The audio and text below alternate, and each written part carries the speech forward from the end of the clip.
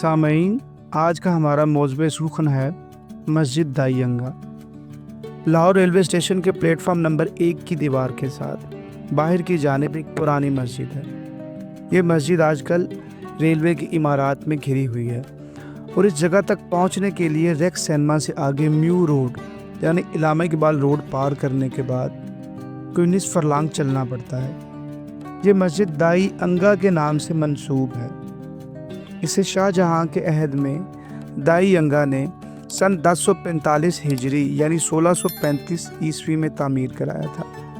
दाई अंगा जहांगीर के दौलत खाना में रहती थी और इसने शाहजहां को दूध पिलाया था।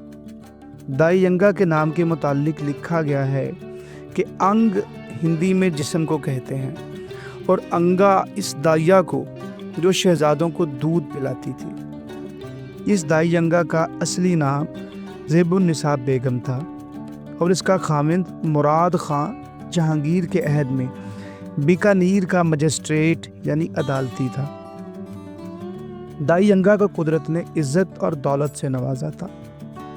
शाहजहां इसे नहायत इज़्ज़त की निगाह से देखता था। दाई अंगा ने अय्याम ज़ईफ़ी में बादशाह से हज पर जाने की ख्वाहिश का इजहार किया। शाहजहां ने सफ़र के तमाम इंतज़ामात खुद किए। दाई अंगा ने हिंदुस्तान छोड़ने से पहले अपनी दौलत को एक मस्जिद की तामीर के लिए वक्फ कर दिया। यह मस्जिद दाई अंगा की निगरानी में मुकम्मल हुई। दौरे शाहजहानी के शोरा आफाक ममारों और काशीकारों ने इसे एक फ़न पारे का रूप दिया। मुग़ल दौर की दीगर मसाजिद की तरह मस्जिद दाई अंगा एक मुसक्किफ़ ऐवान और उसके सामने खुले सहन पर मुश्तमिल है। मस्जिद में दाखिल होने के लिए मौजूदा रास्ता सहन से मिले हुए तालाब के सामने है जो जुनूब की तरफ है। मस्जिद का सदर दरवाज़ा गालिबन मस्जिद के ऐन सामने होगा, लेकिन आज इसके आसार नहीं मिलते। मस्जिद मुग़लिया दौर के मखसूस तर्ज तामीर का नमूना है। इमारत पुख्ता ईंटों से बनाई गई है। 3 मदूर गुंबद इसके मुसक्किफ़ पर कायम हैं। पता चलता है कि इस मस्जिद के 4 मीनार भी थे जो 3 मंजिला थे। अब सिर्फ अगले 2 मीनार बराए नाम बाकी रह गए हैं। मस्जिद की 3 मेहराबें हैं। दरमियान वाली मेहराब बड़ी है और दाईं बाईं छोटी मेहराबें हैं, जिनकी मुनासबत से दाईं और बाईं गुंबद भी दरमियानी गुंबद से कदरे छोटे हैं। मस्जिद की पेशानी पर यानी कि बड़ी मेहराब की पेशानी पर अल्लाह, मोहम्मद, अबू बकर, उमर, उस्मान, अली, हसन, हुसैन रज़ी अल्लाह ताला अन्हुम तहरीर हैं। इसी मेहराब पर ला इलाहा इल्लल्लाह मुहम्मद रसूलुल्लाह भी तहरीर है। बाईं मेहराब के अंदर 2 छोटी छोटी संगे मरमर की चौकोर तख्तियाँ हैं जिन पर कतबा तारीख़ है। कतबा इब्राहीम सन 1045 हिजरी। इमारत का सबसे खूबसूरत और फ़नी लिहाज से नहायत अहम पहलू काशीकारी है। ये मस्जिद अंदर और बाहर से काशीकारी के नादर नमूनों से मुज़य्यन है। मुग़लिया दौर में ख़ुसूसन शाहजहां के अहद में ये फ़न अपने उरूज पर था। काशीकारी रोगनी टाइलों के टुकड़ों से बेल बूटे बनाने का नहायत पेचीदा और ख़ूबसूरत काम है। ईरान में नीली टाइल इमारत की ज़ेबो ज़िबाइश के लिए कसरत से इस्तेमाल होती हुई है। सिंध की कदीम इमारत में भी इसके नमूने मिलते हैं, लेकिन रंगारंग चमकदार टाइलों से बेल बूटे की ये बू कलमूनी और कहीं नहीं मिलते। क़िला लाहौर में मुख्तलिफ रंगों के पत्थरों से बेल बूटे बनाए गए हैं। वहीं हमें काशीकारी के आला नमूने भी मिलते हैं। इससे ये ख्याल पैदा होता है कि काशीकारी दरअसल पत्थर के बेल बूटे बनाने का एक नेमुल बदल है। लाहौर मैदानी इलाका है। तरह तरह के रंगदार पत्थर दूर दराज से लाए जाते थे। फिर काशीकारी में नहायत वाज़े और शोख रंग भी हासिल किए जा सकते हैं। चुनाचे संगी कंदाकारी की बजाय काशीकारी को रिवाज दिया गया, जबकि इन दोनों के इस्तेमाल और इमारत में नस्ब करने के तरीके में कोई फ़र्क नहीं। यहाँ तक कि बेल बूटों की तरतीब भी कमोबेश यकसा है। मस्जिद दाई अंगा में काशीकारी नहायत आला दर्जे की है।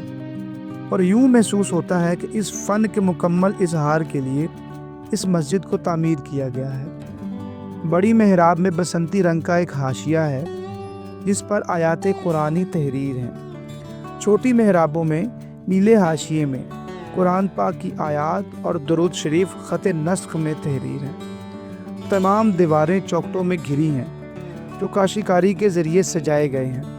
مسجد کے اندر بھی کچھ کاشی کاری کی گئی ہے۔ مسجد کا صحن دوبارہ بنایا گیا ہے۔ دائیں جانب بھی کچھ نئی تعمیر ہوئی ہے۔ مسجد کے بائیں جانب صحن میں وضو کا ایک تالاب ہے جو ابھی تک کارآمد ہے۔ یہ مسجد مغلیہ دور میں نہایت بارونق تھی۔ لاہور اس زمانے میں ایک نہایت وسیع اور آباد شہر تھا۔ اس کو 36 گزروں میں تقسیم کیا گیا تھا۔ ہر گزر کئی محلوں پر مشتمل تھا۔ کل 9 گزر فصیلے شہر کے اندر تھے، باقی 27 اس سے باہر تھے اور مسلسل پھیل رہے تھے۔ اس زمانے میں اسپین کا ایک پادری آگرہ سے ہوتا ہوا لاہور پہنچا۔ وہ لکھتا ہے، مغلیہ سلطنت کا دوسرا بڑا شہر لاہور نظر آئے، جس کی آبادی اس قدر ہے کہ شہر سے باہر 1.5 میل تک خوبصورت عمارات اور خیموں میں پھیلی ہوئی ہے۔ لاہور کی رونق اور آبادی کے پس منظر میں یہ تصور کرنا آسان ہے کہ محلہ دائی ینگا جہاں یہ مسجد واقع تھی نہایت آباد علاقہ تھا۔ بہت سی جائیداد اس مسجد کے لیے وقف کی گئی تھی اور اس کی مناسب نگہداشت کی جاتی تھی۔ مغل حکومت کے ختم ہوتے ہی دوسری عالی شان عمارتوں کے ساتھ ساتھ اس مسجد کے بھی برے دن آئے۔ سکھوں کی دست اندازیاں شروع ہوئیں اور غارت گروں نے شہر لوٹ لیا۔ شہر پناہ سے باہر آبادی ویران ہوئی اور یہ مسجد شکستہ حالت میں باقی رہ گئی۔ مہاراجہ رنجیت سنگھ کے عہد میں اسے بارود خانہ کے طور پر استعمال کیا گیا۔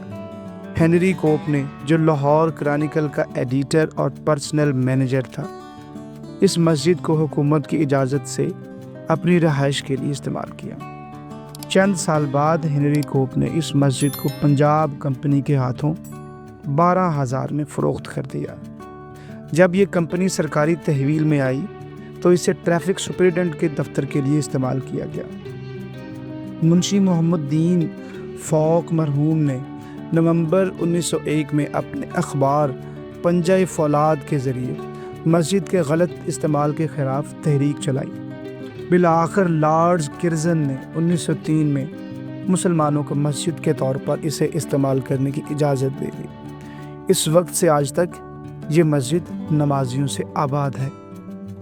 لاہور کی دیگر تاریخی مساجد کی طرح مسجد دائی ینگا بھی ایک بڑے خطرے سے دوچار ہے۔ یہ مسجد تاریخی اہمیت کی بنا پر محکمہ آثار قدیمہ کی تحویل میں ہے۔ عمارت کی خستہ حالی کے پیش نظر اسے استعمال کرنے والے فکر مند ہیں، لیکن سرکاری دفاتر کی غیر ضروری پیچیدگیاں مرمت اور دیکھ بھال کو ایک عرصے سے التوا میں ڈالے ہوئے ہیں۔ ایک چھوٹا سا بورڈ جو ایک کونے میں نصب کر دیا گیا ہے اس بات کا ثبوت ہے کہ محکمہ آثار قدیمہ اس مسجد کی نگرانی کرتا ہے۔ اس کے علاوہ اور کوئی چیز ایسی نہیں جس سے محکمے کی موجودگی کا سراغ ملے۔ مسجد مجموعی طور پر مخدوش حالت میں ہے۔ گنبد کے اندرونی حصے کا استر گر چکا ہے۔ اکثر و بیشتر مٹی اور اینٹوں کے ریزے نیچے گرتے رہتے ہیں۔ مسجد کا دایاں حصہ نہایت خستہ حالت میں ہے اور کاشی کاری کا کام بڑی حد تک ختم ہو چکا ہے۔ ابھی کچھ عرصہ پہلے درمیانی اور بائیں حصے پر یہ کام نہایت خوبصورتی سے قائم تھا، لیکن اس کی مرمت اور دیکھ بھال نہ ہونے کی وجہ سے اس مسجد کی دلکشی ختم ہونے کو ہے۔ اہل محلہ نے کاشی کاری کے اس کام کو پرانا اور دھندلا تصور کرتے ہوئے 2 پینٹر بلوائے تھے، جنہوں نے اس وقت مسجد کے 1/3 حصے پر بنے ہوئے نقش و نگار سائن بورڈ بنانے والے شوخ کیمیائی رنگوں سے دوبارہ بنا دیا۔ چنانچہ اب تک مسجد کا شاید ہی کوئی حصہ ایسا بچا ہو جسے دیکھ کر یہ اندازہ لگایا جا سکے کہ یہ مسجد کبھی کاشی کاری کے اعلیٰ نمونوں سے مزین تھی۔ یہی عالم گنبدوں کا ہے، یہ کبھی ٹائلوں سے سجائے گئے ہوں گے، اب ان پر اس انداز سے سیمنٹ اور پلستر کیا گیا ہے کہ گنبد کی اصل صورت معدوم ہو گئی ہے۔ گنبد کی بیرونی سطح پر سبز روغن کر دیا گیا ہے۔ یہ عمارت تاریخی نوادرات میں شامل ہے، لیکن اس پر خاطر خواہ توجہ نہیں دی گئی۔ مسجد کی نئی زیبائش و آرائش کرتے وقت کسی کو خیال نہ آیا کہ اس کے لیے فنی اور پیشہ ورانہ معلومات کی ضرورت ہے۔ کاشی کاری ایک معدوم فن ہے اور یہ لاہور کی تاریخی عمارات کا ایک خاص پہلو رہا ہے۔ اس طرز زیبائش کی بہت کم عمارات باقی رہ گئی ہیں، اور مسجد دائی ینگا جو منفرد اہمیت کی حامل ہے اور لاہور کے وسطی علاقے سے نزدیک ترین مقام پر واقع ہے، اس قابل ہے کہ اس کی تزئین ایسے خطوط پر کی جائے جو اس مسجد کو لاہور کے لیے ایک قابل فخر اور قابل دید تاریخی ورثہ بنا سکے۔